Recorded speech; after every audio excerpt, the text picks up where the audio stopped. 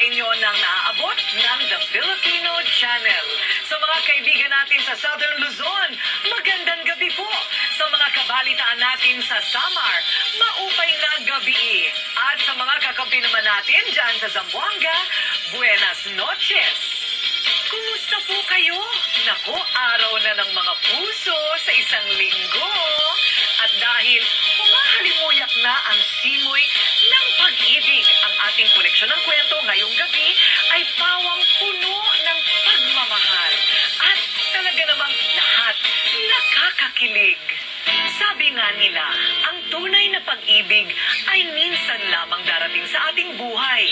Madalas pa nga, madaming beses muna tayong luluha, madadapa at masusugatan bago matagpuan ang ating one and only true love. Uy! Pero hindi ba't pag nasa ating kamay na ang inaasam na pag-ibig, naku, masarap at mas matamis bigkasin ang TL ako sa'yo. Katulad na lang ng mga kwentong ito.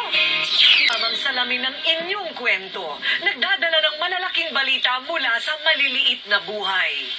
Ako si Corina at ito ang Valentine's episode ng Rated K.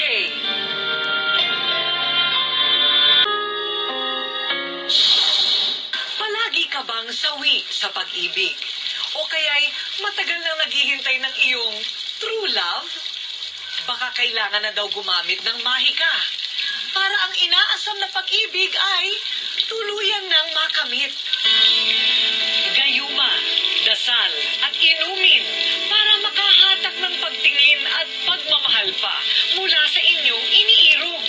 Ilan lamang sa mga ritual na bagamat mahirap paniwalaan ay tila nangangako naman daw ng matamis na love life mula sa ginayumang pag-ibig. Mayroong bahagi ng ating kultura sa ating lipunan na naniniwala tayo doon sa kapangyarihan o sa himala. TL o true love na napupusuan at nais mong mapaibig sa iyo. Aba, mga bagay na matatagpuan lamang sa kusina o kaya dyan lang sa inyong hardin ay sapat na para makagawa ng gayuma. Mother Ada, lahat ito para sa pag-ibig. Meron pong pang-attract, meron pong pagpapabalik, pampaganda ng aura. Ay, parang gusto ko magpaganda muna para lahat nagagandahan sa akin. Ito po ang gagamitin sa pagpapaganda. Ito po ang tinatawag na ugat na yumayakap sa puno ng alpitaktak. Meron po tayong tulasi, isang pagitaol po yan. At yung isa po ay kahit na anong langis, katulad ng baby oil o kaya langis ng nyog, pwede na po. Tapos lalagyan po ng tulasi. Meron din po tayong alcohol.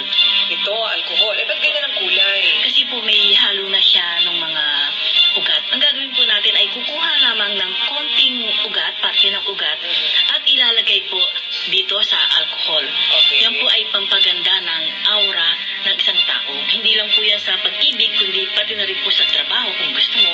At kung gusto po ninyo na magkaroon ng ang pera, pumasok ng mabilis. Para sa to, Mother Ada? Para magkaroon ng malakas na pagsasama at maging maganda ang pagmimiig ng mag-asawa. Bibiyakin natin. Uukit lang po lagay. Ayun. Lalagay natin. Ayan. So, tapos ilalagay ka niyan. Tapos pagdidikitin po yan ng isa pa. At itali nyo po ito. Para hindi po sila kayang paghiwalayin ng kahit na sino. Ayan. Mas maganda po kung yan ay ilalagay sa altar kahit mga 3 araw. Ayun. Hindi po namin ito nire-recommenda. Ito'y katuwaan lang. Pero ito po'y pinapaniwalaan ng ilan. TL, sa pag-iibigan, hindi po pwedeng ikaw lang ang nagmamahal. Dahil ang TL o tunay na pag-ibig ay kusang ibinibigay. Hindi ito kinukuha ng sapilitan o kaya'y epekto lamang ng bisa ng gayuma.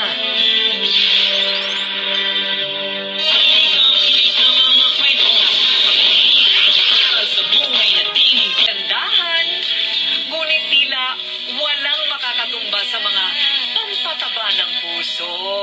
Ang tunay na pag-ibig o wagas na pagmamahal. Hindi lang sa kasintahan o asawa, kung hindi maging madaling matisod. Sabi nga'y, kapag nahanap na ang true love o TL, ay huwag nang pakawalan. Ako po ang inyong kaibigan, kabalitaan at kakampi Corina Sanchez. Hanggang sa susunod na edisyon ng paborito ninyong kakwentuhan tuwing linggo ng gabi. Ito ang